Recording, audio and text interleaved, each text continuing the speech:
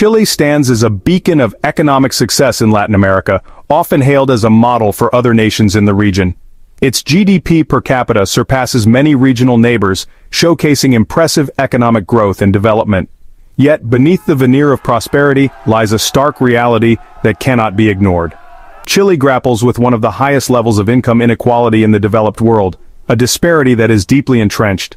This stark contrast, the gap between economic progress and social disparity, defines the Chilean paradox, a complex and multifaceted issue. It is a tale of two Chiles, one prosperous, the other struggling to make ends meet.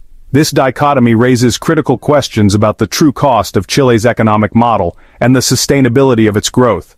How did a nation achieve such economic growth while leaving so many behind, creating a society of haves and have-nots? The answer lies in understanding Chile's tumultuous economic history, a story marked by periods of both remarkable growth and devastating instability, shaped by various forces. It's a history interwoven with political shifts, ideological battles, and the heavy hand of foreign influence, each leaving a lasting impact. This is the story of how Chile's economy was shaped, for better or worse, by forces both internal and external, creating a unique economic landscape. It is a story that holds profound lessons for the world, a cautionary tale about the promises and pitfalls of unfettered capitalism and the importance of inclusive growth. Chile's economic journey began in the 19th century. Rich in natural resources, particularly copper, the nation attracted foreign investment. The government adopted business-friendly policies, encouraging trade and development. This period saw significant economic growth, setting Chile apart from its less stable neighbors. However, this period of prosperity was not without its shadows. Social inequality was already taking root. The wealth generated from Chile's resources was concentrated in the hands of a privileged few. The majority of Chileans, particularly indigenous communities, remained mired in poverty. This disparity sowed the seeds of social unrest that would erupt in the 20th century. Coups, political instability, and economic downturns became recurring themes. Chile's early economic success, built on a foundation of inequality, proved fragile. It was a harbinger of the challenges to come, a stark reminder that economic growth without social justice is inherently unsustainable. The 1970s marked a turning point in Chile's history, one that would profoundly reshape its economic and social fabric. A military coup led by General Augusto Pinochet overthrew the democratically elected government of Salvador Allende. This ushered in a brutal dictatorship that would last for 17 years.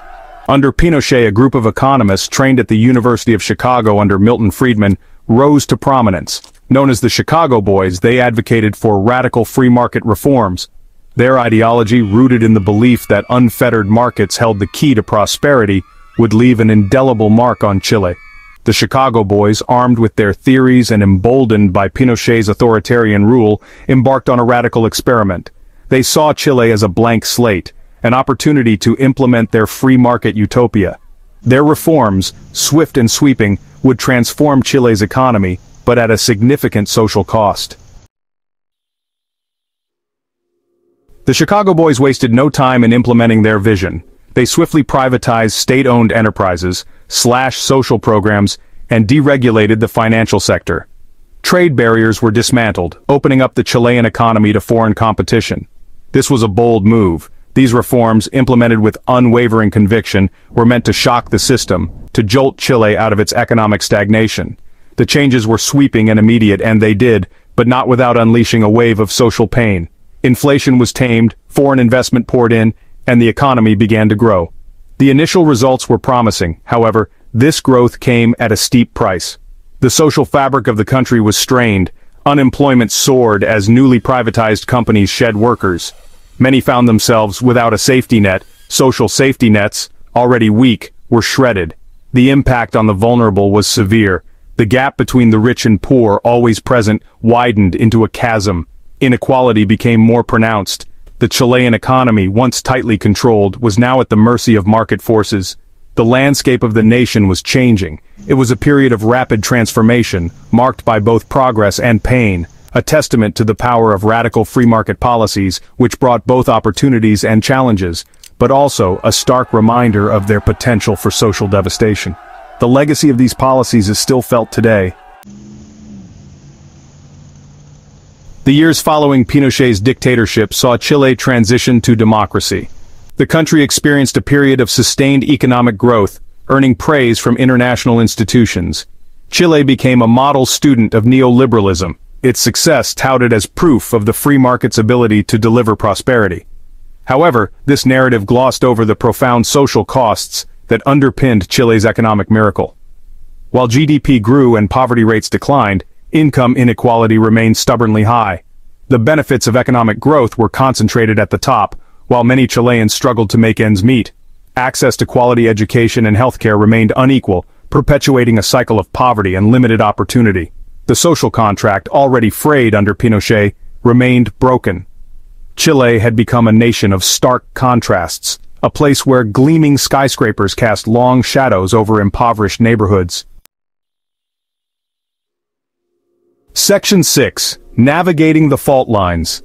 In recent years, Chile has grappled with the consequences of its economic model. Student protests demanding affordable education have erupted with increasing frequency. Labor unions, their power diminished by decades of neoliberal policies, have mobilized for better wages and working conditions. The social unrest that has simmered beneath the surface for decades has boiled over, fueled by a growing sense of inequality and a lack of opportunity. The Chilean government, caught between the demands for change and the constraints of its market-oriented economy, has struggled to respond. Reforms have been incremental, often met with resistance from those who benefit from the status quo. The challenge for Chile is clear: to bridge the gap between economic growth and social equity. It is a challenge that requires a fundamental rethinking of the country's economic model, a shift away from the dogma of unfettered markets towards a more inclusive and equitable system. Section 7. A global economic player. Despite its internal struggles, Chile has emerged as a significant player on the global economic stage. As the world's largest copper producer, Chile plays a vital role in the global supply chain. Its economy, heavily reliant on exports, is deeply integrated into the global marketplace.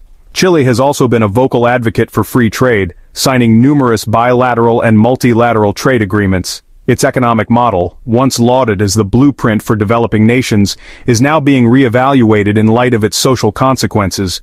The world is watching as Chile grapples with its legacy of inequality, searching for a path toward a more just and equitable future.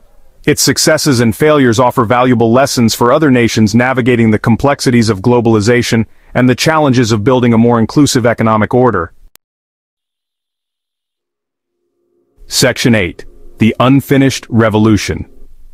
Chile's story is far from over. The country stands at a crossroads, facing a choice between perpetuating a system that has generated both wealth and inequality, or forging a new path, one that prioritizes social justice alongside economic growth. The ghosts of Pinochet's dictatorship still linger, a reminder of the human cost of unchecked economic experimentation.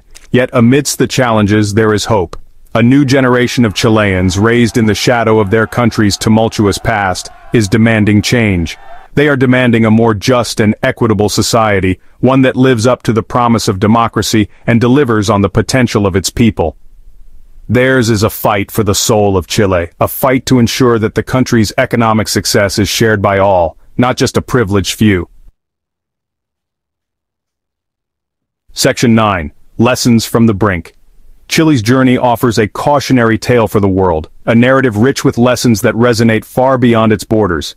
It is a reminder that unfettered capitalism, while capable of generating economic growth, can also exacerbate inequality and erode social cohesion, creating divides that can be difficult to bridge.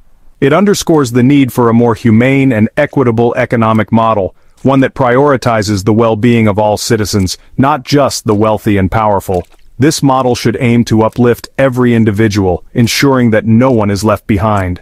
Chile's experience teaches us that true and lasting prosperity cannot be measured solely by economic indicators. It must encompass the quality of life, the sense of community, and the opportunities available to all. It must also be measured by the health, well-being, and opportunity afforded to all members of society.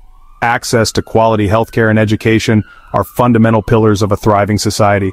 The challenge for Chile, and indeed for the world, is to find a path toward economic growth that is both sustainable and just. This means investing in renewable energy and sustainable practices that protect our planet for future generations. It is a challenge that demands a fundamental rethinking of our economic priorities, a shift away from the pursuit of profit at all costs towards a more humane and equitable system. This shift requires collective effort and a commitment to shared values. The future of Chile, and perhaps the world, depends on it. By learning from Chile's past and present, we can forge a path toward a more inclusive and sustainable future for all. So hit that subscribe button, ring the bell for notifications, and let's turn the page on a new adventure together. Get ready to experience books like never before, only on VBook 360. Like, comment, and share to support the channel and keep the video magic alive. Thank you for stopping by. And remember, every video has a story, and every story deserves to be shared. See you in the next video.